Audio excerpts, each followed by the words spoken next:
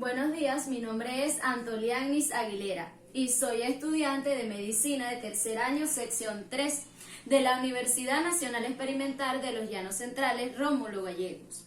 En esta oportunidad les voy a hablar sobre lo que es la farmacología, la cual es una ciencia que se encarga del estudio de los medicamentos. En términos mucho más general, es aquella que se encarga del estudio de todas las facetas de las interacciones, sustancias químicas con los sistemas biológicos. Ahora bien, la farmacología está compuesta por diversas ramas. Dentro de estas ramas tenemos lo que es la farmacoterapia, la cual es una ciencia que se encarga del estudio de las sustancias que son empleadas para prevenir, diagnosticar y tratar enfermedades. Es muy importante también lo que es la farmacología clínica, la cual se encarga del estudio de las drogas en el hombre, tanto sano como enfermo. Se refiere directamente a las acciones de los fármacos en los seres humanos. Es muy importante tener en cuenta lo que son algunos conceptos básicos.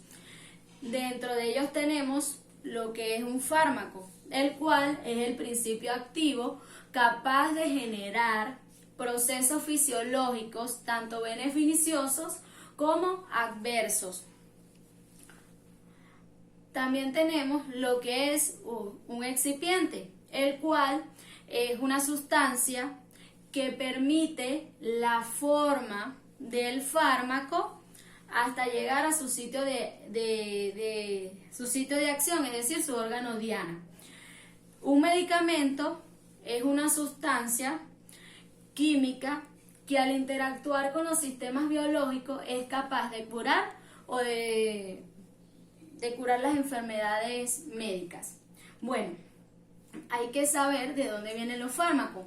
Pues los fármacos vienen de los animales, de las plantas, de las bacterias, de los virus, de los organismos unicelulares y pluricelulares.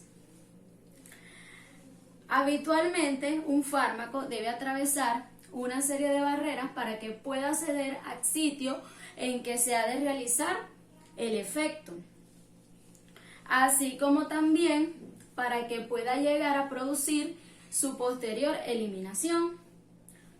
El principal componente de tales barreras está representado por las membranas celulares, la cual está compuesta por una matriz de fosfolípidos y en él se encuentran inmersas cierta cantidad de proteínas y glucoproteínas. Los fosfolípidos son sustancias anfihepáticas, es decir, que está compuesta por una cola apolar y una cabeza polar. El transporte de membranas, ¿verdad?, recibe el nombre genérico de lo que es permeación y puede estar o no mediada por el uso de energías. Aquí hablamos de lo que es un transporte pasivo, el cual es a favor del gradiente de concentración, es decir, que no necesita suministro de energía.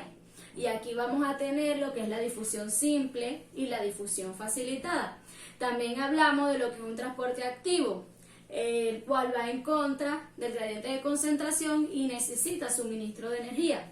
Aquí tenemos lo que es el transporte activo propiamente dicho y los procesos de endocitosis, los cuales abarcan tres tipos, lo que son la fagocitosis, la pinocitosis y la endocitosis mediada por receptores.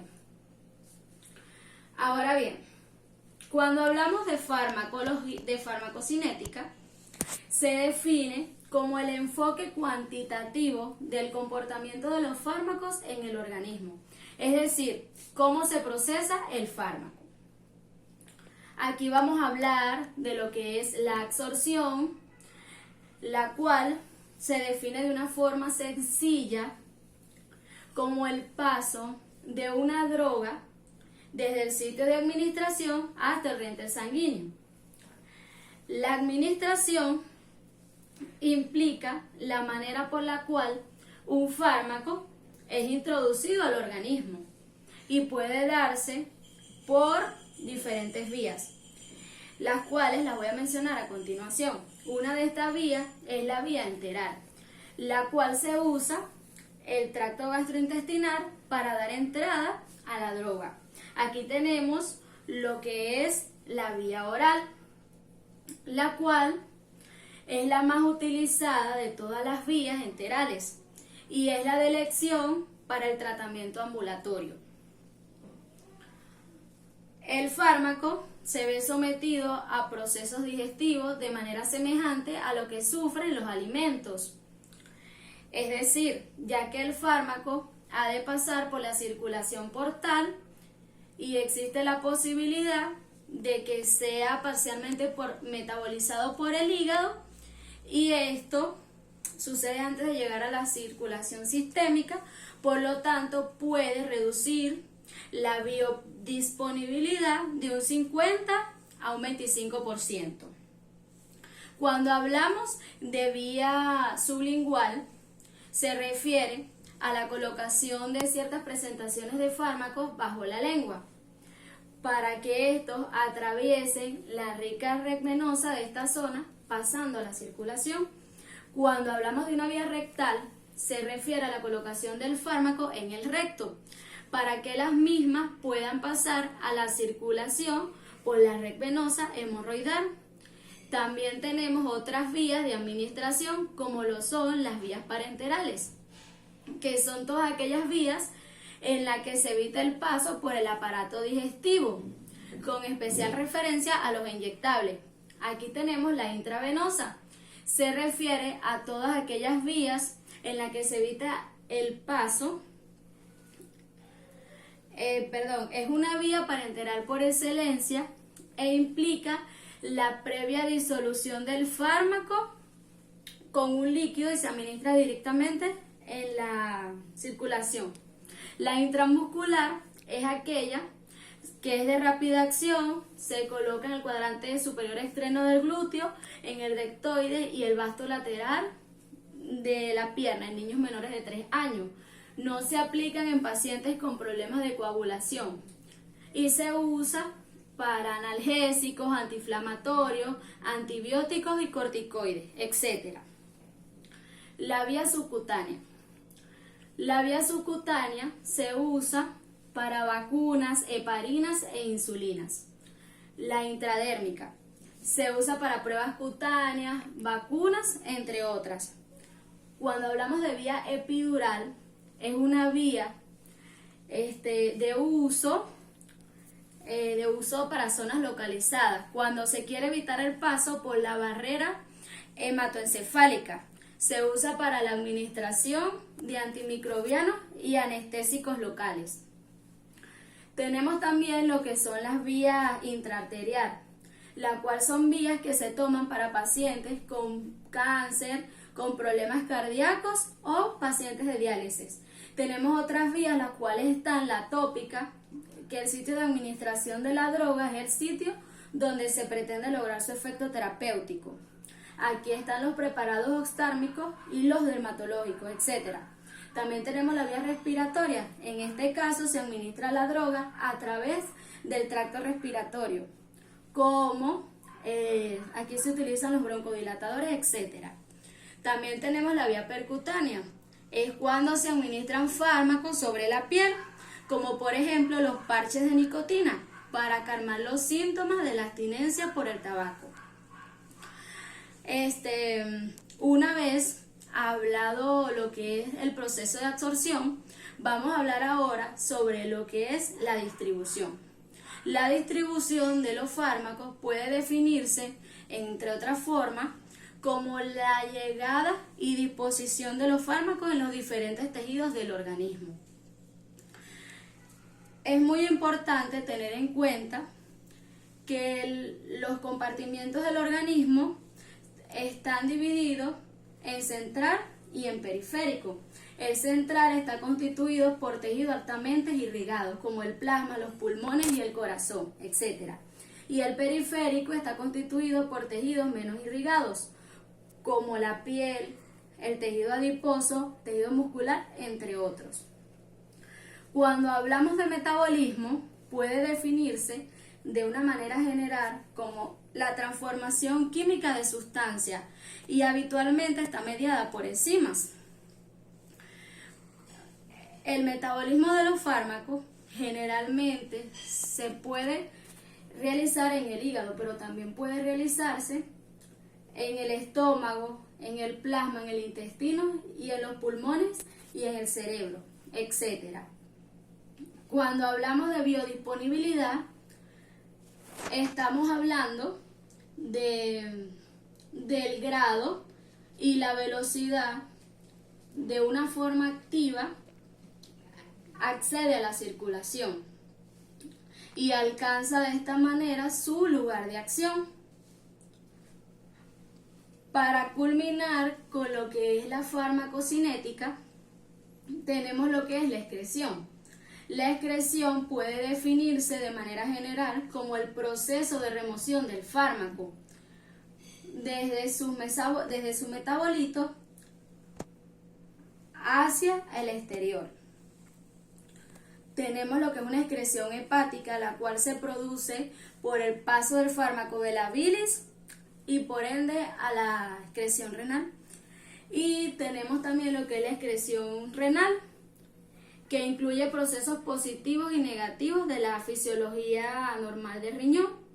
También tenemos la excreción pulmonar, la cual es importante solamente en el caso de la anestesia inhalatoria, puesto que el fármaco termina siendo eliminado por la misma vía de administración. Otras vías de excreción pudieran ser la salival, la gastrointestinal, la cutánea, la lagrimal, la genital, entre otras. Ahora bien, les voy a hablar sobre lo que es la farmacodinamia. La codinamia es aquella que se encarga del estudio de los efectos bioquímicos y fisiológicos de las drogas, así como como sus mecanismos de acción en el organismo. Hay que tener en cuenta muchos conceptos básicos para comprender lo que es la farmacodinamia. Aquí tenemos lo que es el concepto de receptor.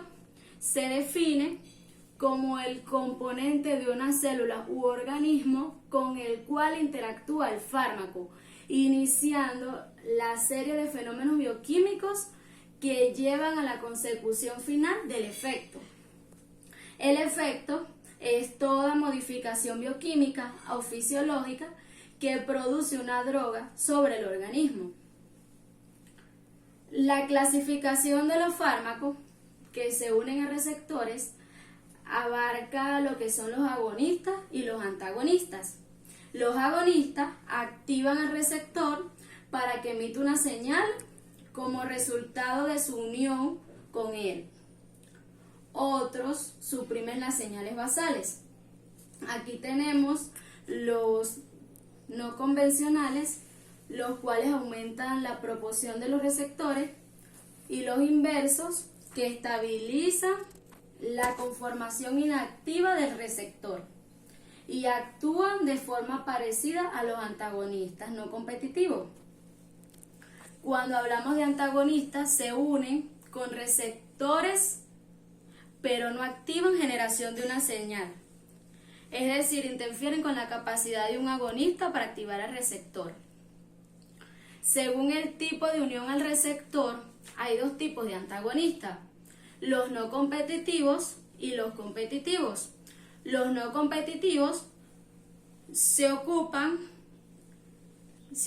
otro sitio del complejo receptor, y los no competitivos son los que ocupan el sitio de unión del agonista. Los receptores se clasifican en proteínas reguladoras. Dentro de estas se encuentran hormonas, factor de crecimiento, neurotransmisores, entre otros. Proteínas que intervienen en procesos de transporte, enzimas metabólicas, proteínas estructurales y ácidos nucleicos. La unión de un fármaco con su receptor, tenemos lo que es la unión no covalente, que son uniones mediadas por fuerzas de interacción relativamente débiles. Aquí tenemos lo que son las uniones iónicas, puentes de hidrógenos, entre otras. Y tenemos las que son las uniones covalentes, que se refieren a las uniones que son mediadas porque comparten electrones entre átomos adyacentes. Mecanismos de acción de los fármacos.